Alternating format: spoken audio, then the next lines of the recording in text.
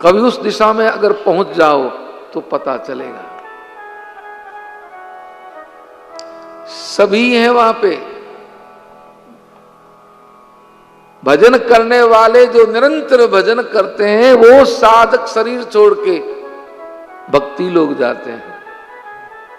साकेत, गोलोक ये ठाकुर जी के धाम है और भक्ति लोग भक्तों का धाम है।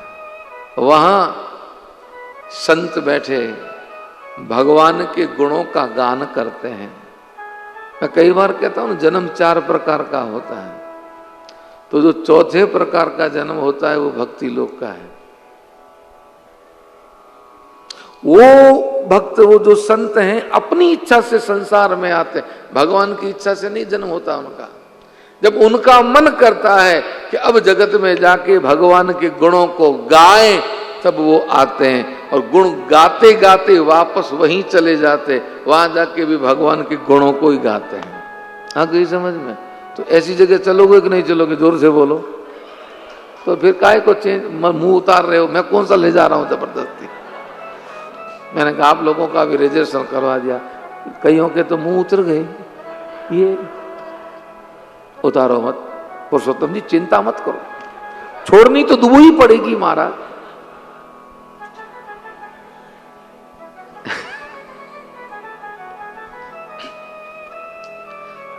चलो जहां कथा कल विराम की वहां आगे ले। देखिए थोड़ा विनोद भी हो जाना चाहिए। पर हमारे शिरोलिया जी का तो रजिस्ट्रेशन सबसे पहले रहेगा। वहां नाचेगा कौन? देवता लोग भी बड़े राजी होंगे कि ऐसा नृतक तो कहीं मिले ही ना महाराज। बैठो बैठो बैठो बैठो।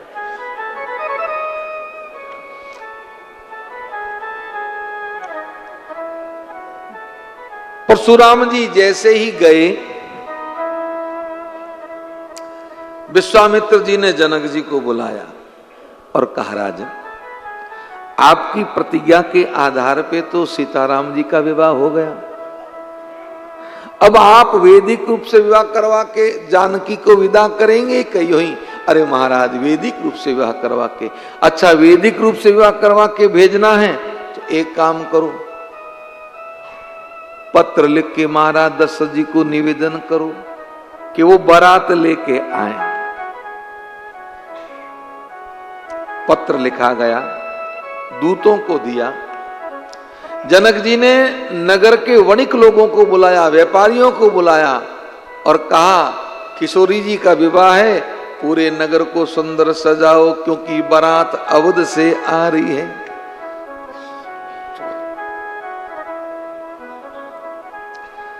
पूरे जनकपुर को सजाया जा रहा है। दूत पत्र लेके अवध पहुंचे हैं। दोहा नंबर 281 के नीचे की पंक्ति है ये। गुणासी गुण 90 है।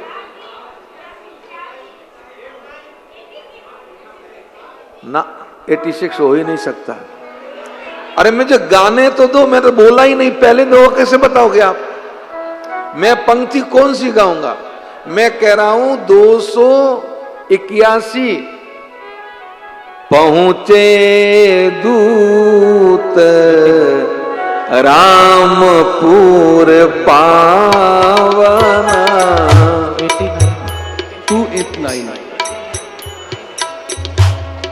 पहुंचे 89। हाँ तो 86 कैसे हो गया?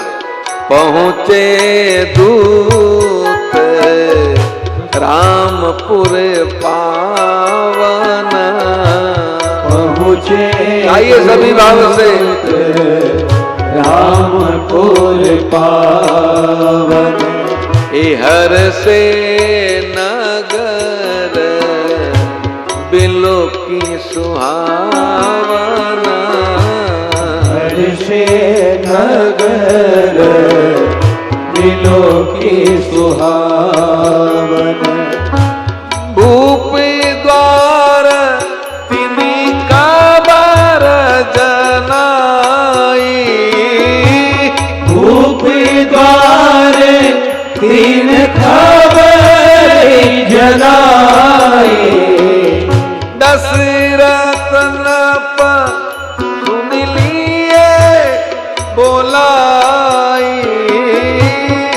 दशरथ नृप सुनि लिए बोलाए, करी प्रणाम तिन पाती दीने, करि प्रणाम तिन पाते दीने, मुदित महीपो आप उठ लीने, मुदित महीप आप उठ लीने, मुदित महीपो आप उठ लीने, मुदित महीप आप उठ लीने, बारी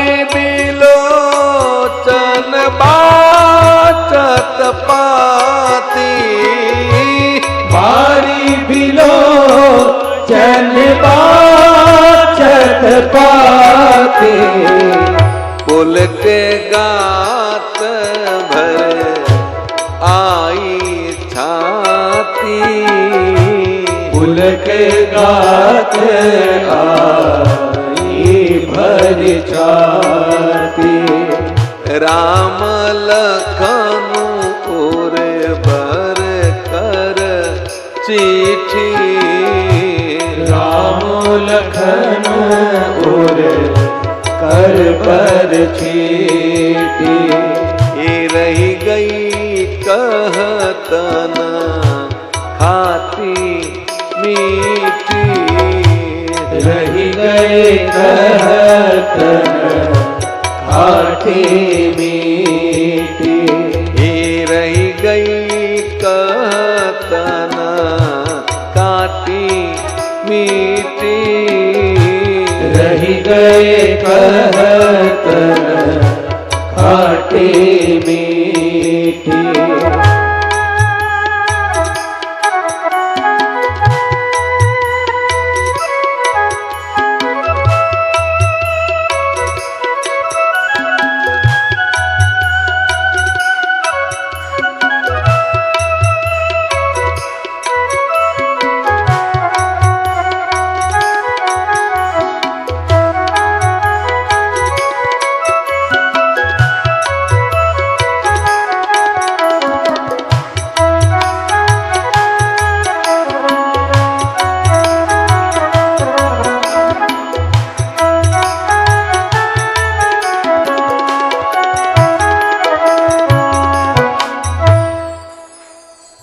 पहुंचे दूत रामपुर पावन, हर से नगर बिलो की सुहावन। जैसे ही दूत अवध पहुंचे हैं, अब देखिए गोस्वामी जी की लेखनी देखें। अभी दूत जब अवध आए हैं तो यहां अवधपुर नहीं लिखा, रामपुर लिखा है। और जब सरस्वती जी अवध आती है तब रामपुर नहीं लिखा, हरसि हृदय दशरथपुर आए। क्योंकि राम जी ने तो राजतिलक की घोषणा होते ही मन बना लिया था बन जाने का, ध्यान रखें। तो राम वहां थे ही नहीं। अभी तो राम जी की महिमा है अवध में, तो इसलिए दशरथ जी नहीं। कौन है? रामपुर पावन, हरसे नगर बिलो की सुहावन। पूरे नगर को देख के दूत बड़े प्रसन्न हुए। भूप द्वार तिन खबर जनाई, राजभवन के बाहर आए और द्वारपालों से कहा कि हम जनकपुर से आए हैं, राम जी का संदेश लेके, हम संदेशवाहक हैं। जैसे ही द्वारपालों ने जाके महाराज दशरथ जी को सूचना दी, दशरथ नृप सुन लिए बुलाए। दशरथ जी ने जैसे ही सुना कि राम जी का संदेश लेके आए तो कहा तुरंत ले आओ। क्योंकि जब राजसभा चलती है तो उसमें बीच में कोई अगर आता है तो बीच में किसी को बुलाया नहीं जाता। क्यों जसवंत सिंह जी, आपकी जब कोई मीटिंग होती है कैबिनेट की, उसमें बीच में कोई भी क्यों ना आए, उसको कहते हैं कि भाई अभी आप अगर मीटिंग में बैठे हो तो चाहे मुख्यमंत्री हो चाहे मंत्री हो, बीच में कोई आ नहीं सकता कितना ही, पर अगर कोई विशेष व्यक्ति हो तो वहां तो फिर, अब मुख्यमंत्री जी मीटिंग ले रहे हैं कैबिनेट मंत्रियों के साथ में और कोई आए तो अंदर प्रवेश नहीं देंगे, लेकिन मोदी जी आ गए तो जोर से बोलिए, फिर कहेंगे कैबिनेट मीटिंग है, कोई मोदी वोदी नहीं, बाहर बैठो। तो फिर वो मोदी नहीं तो फिर वो मंत्री नहीं, मुख्यमंत्री नहीं, दूसरे दिन फट पर्ची आ जाएगी महाराज, ये लो बदल गया। सही है गलत है? तो ये तो एक कुछ वर्षों के मंत्री है, प्रधानमंत्री है चाहे मुख्यमंत्री है, और एक इस भूलोक के पृथ्वी के एक छोटे से देश के हैं, पर वो तो अखिल ब्रह्मांड अधिपति है महाराज। फिर उनका संदेश होगा तो कौन राजा कहेगा गुरु को बाद में आना ना। दशरथ नृप सुनी लिए बुलाई, अब प्रभाव कितना पत्र का। अब तो हम लोगों को राज्यसभा देखने का मौका नहीं मिलता है, अब जाके फट से मंत्री जी फोन कर देते हैं, जसवंत सिंह जी हाँ हमारा ये काम कर देना, हाँ हुक्म महाराज जरूर करा। कोई भी कार्यकर्ता भले वोट दिया ही नहीं हो आएगा, इनको पत्र लेना पड़ेगा, वाजिब होगा तो काम होगा, नहीं तो नहीं हो, लेकिन सुन के पत्र लेके उत्तर देना पड़ेगा। पर पहले ऐसे राजाओं से डायरेक्ट जाके नहीं मिल सकते थे, कई राजाओं के प्रोटोकॉल होते थे।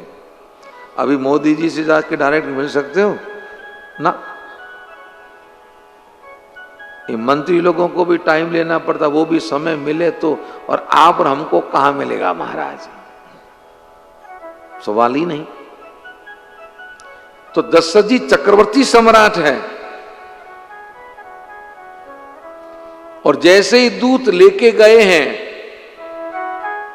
पत्र राज्यसभा में, तो राजा के यहां व्यवस्था होती है, पत्रवाहक संदेशवाहक जब संदेश लेके आता है तो वहीं खड़ा हुआ सेवक उस संदेशवाहक से संदेश लेके मंत्री को देता है। मंत्री जी राजमंत्री उस पत्र को देखता है कि ये सभा में बांचने योग्य है कि नहीं है। अगर वो बांचने योग्य है, सभा में सबको सुनाने योग्य है, तो फिर मंत्री पढ़ता नहीं है, मंत्री वो पत्रवाचक को देता है, अनाउंसर को, और वो पत्रवाचक पत्र को पढ़ के पूरी सभा में सुनाता है। राजा अपने सिंहासन पर ही बैठे रहते, राजा हिलते डुलते नहीं है, लेकिन ये पत्र किसका है? राम जी का। जैसे ही दूतों ने आके करी प्रणाम, तिन पाती दीनी, प्रणाम करके जैसे ही पत्र आगे किया तो सेवक लेने आता पत्र, उससे पहले अवधेश सिंहासन छोड़ के दौड़े, अनमने मन से नहीं। तुलसी जी ने शब्द लिखा मुदित महीप, आप उठ लेनी। मुदित यानी प्रसन्न मन से, मन में अति हर्ष है, ये मेरे राघव का पत्र है।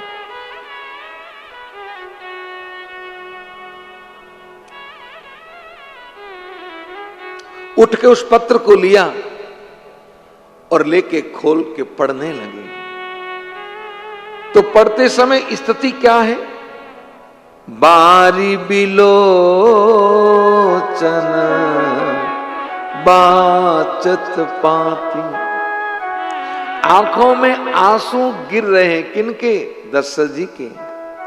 और पुलक गात भर आई छाती, तन पुलकित हो गया, हृदय भर उठा।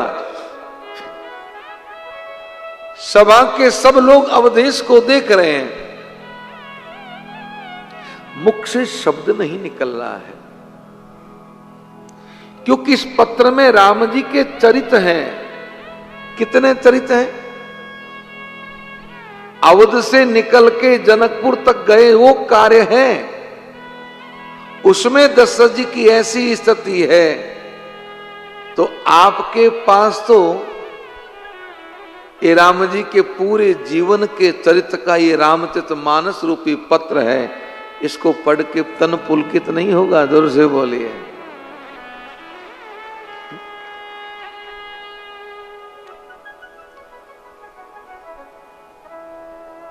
ये भगवान की ही एक लीला है।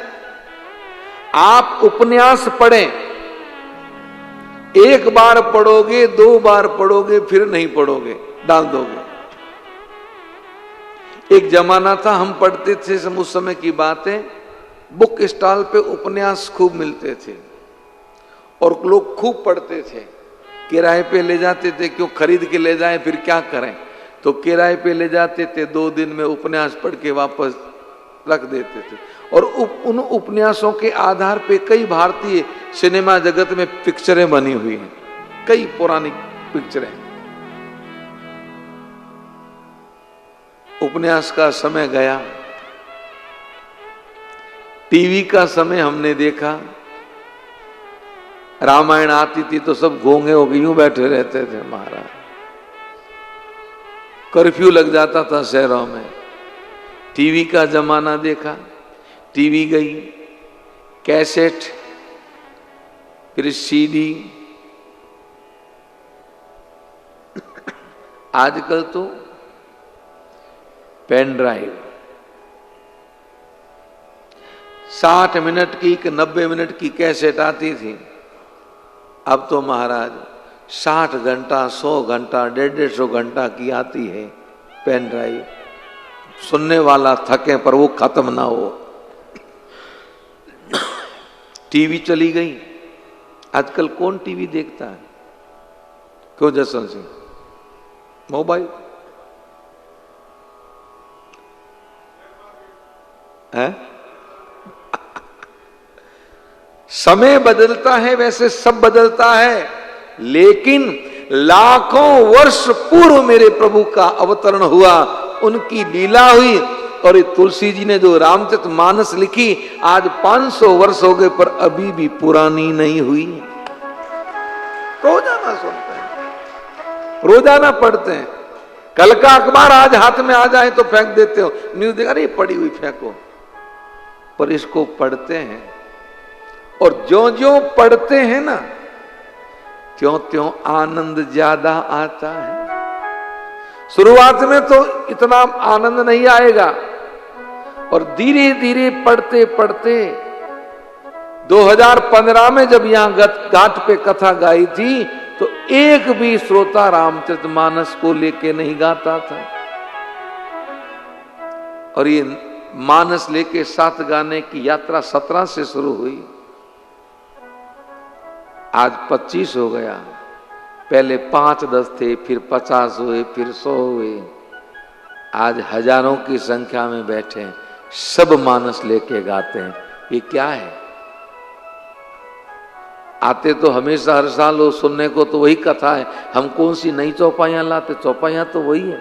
लेकिन जितनी बार आप इसको पढ़ते हो, जितनी बार आप इसको सुनते हो, उतना आपको आनंद अधिक आता है और नूतनता अधिक लगती है। ध्यान रखें। हम तो जितनी बार पढ़ते हैं उतनी बार हमें कुछ न कुछ नया मिलता है। फिर सोचते रही, पहले क्यों नहीं आया दिमाग?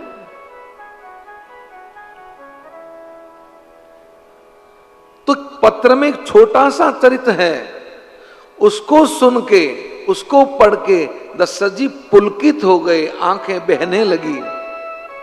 तो आप तो राम जी के पूरे चरित्र का पत्र पढ़ते हो, ये रामचरितमानस, तो फिर आंखें बरसे तो कोई बड़ी बात नहीं है महाराज, फिर तो सजल होना ही चाहिए। दशरथ जी ने पत्र पढ़ा, बार बार उस पत्र को हृदय से लगा रहे हैं। पर ये पत्र लेके कौन आए? दूत लाए। उनका कितना सम्मान हो गया उस पत्र को लाने के कारण। आज हम यहां बैठे हैं व्यासपीठ पे, आप हजारों की संख्या में नीचे बैठे हो, कथा सुन रहे हो, तो क्या ये मेरी योग्यता है? ना, संपत जी, ये मेरी योग्यता नहीं है। ये तो रामचरितमानस की कृपा है। आप हमें सम्मान देते हो, प्रणाम करते हो, आदर करते हो, ये इस मुरलीधर को नहीं कर रहे हो। इस मुरलीधर ने जिसका आश्रय लिया है आप उसको कर रहे हो। इस शरीर ने इस रामचरितमानस का आश्रय लिया है।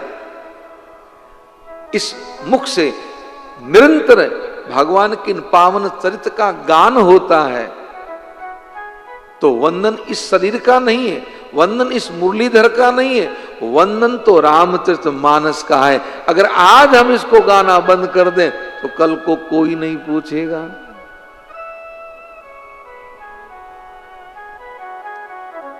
तो अगर इसको हम अपनी योग्यता समझें तो हमसे बड़ा कोई मूर्ख नहीं। कोई भी इसे गाएगा वह जगत पूज्य होगा, इसमें कहीं कोई संशय नहीं। तो दूत क्या है? दूत पत्र लेके आए, किसका? राम जी का। इसलिए दशरथ जी की नजर में इनका सम्मान हो गया। अब चक्रवर्ती सम्राट दूतों को इतना सम्मान देगा जो दशरथ जी दे रहे हैं। क्या कह रहे हैं?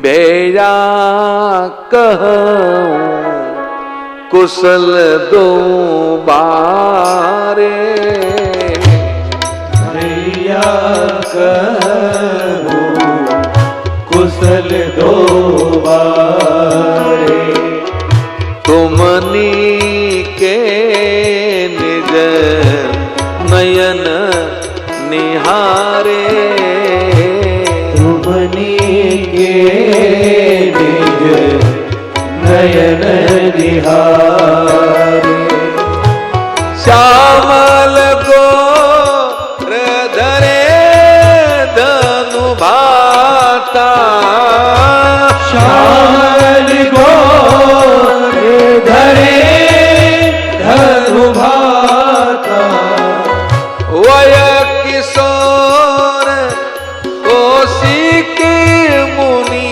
साता, वय किशोर कौशिक मुनि साता, पहचानहूं तो कहूं सुभाओ,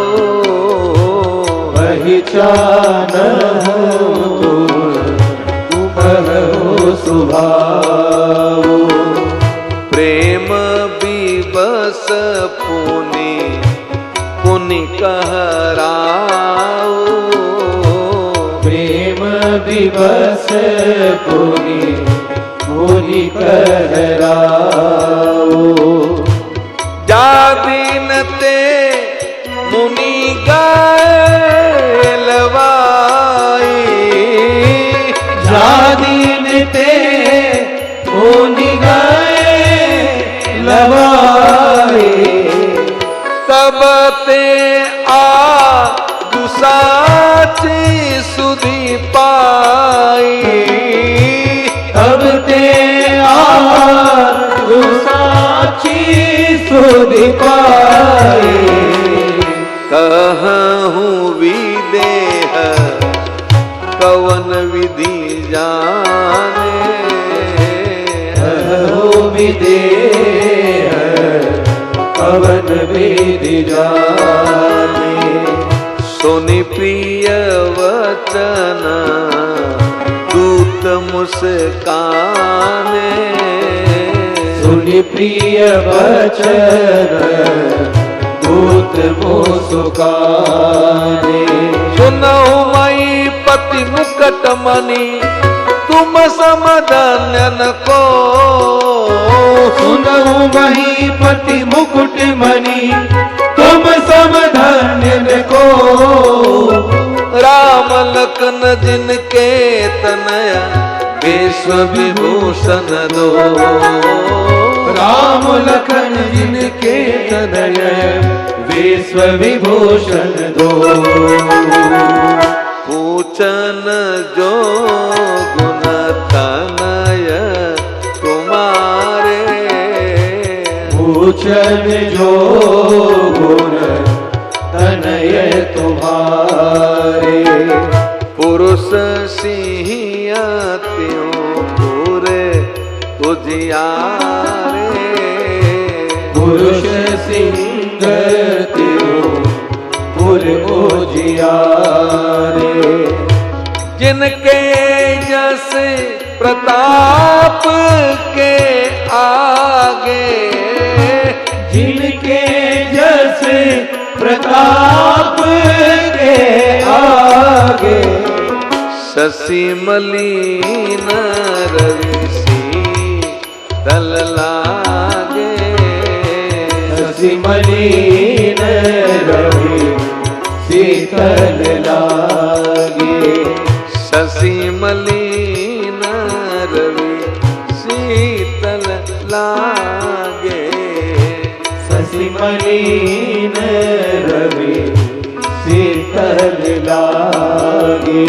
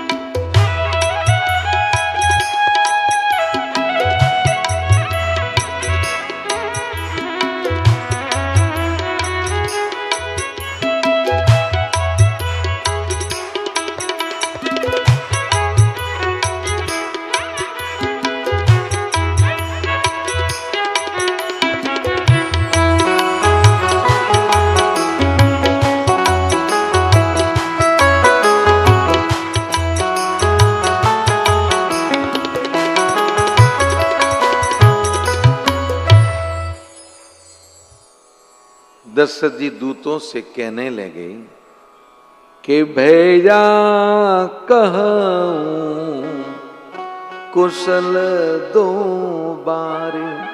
हे भैया, तुम तो जनकपुर से आए हो, मेरे लाला कैसे हैं? वो कुशल तो हैं। तो मैं क्यों पूछ रहा हूं? क्योंकि तुमनी के निज नयन निहारे, तुमने उनको अपनी आंखों से देखा है, वो कैसे हैं? दूतों ने कोई उत्तर नहीं दिया। तो दशरथ जी दूतों को प्रभु की पहचान बता रहे हैं। अरे भाई, वहां बहुत राजकुमार आए हुए, राजा आए हुए हैं, तुमने अगर उनको नहीं पहचाने तो हम तुम्हें उनकी पहचान बताते हैं। श्यामल गोर धरे धनु भाता, एक श्याम है, एक गोर है, और दोनों के हाथ में धनुष बाण है। और उम्र, वो ये किशोर, उम्र किशोर है, किशोर अवस्था के हैं, और दोनों अकेले नहीं, कौशिक मुनि साथ। विश्वामित्र जी उनके संग में हैं। तुमने उन्हें पहचाना?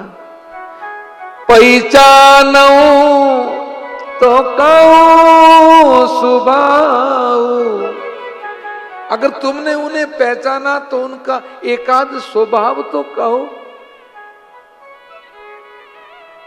राम जी का नाम लेके जैसे ही अवधेश ने दूतों से कहा, पूज्य बाबा कहते हैं कि प्रेम विवश पुनि पुनि कराओ। आज ये चक्रवर्ती सम्राट एक साधारण से दूतों के सामने खड़ा है,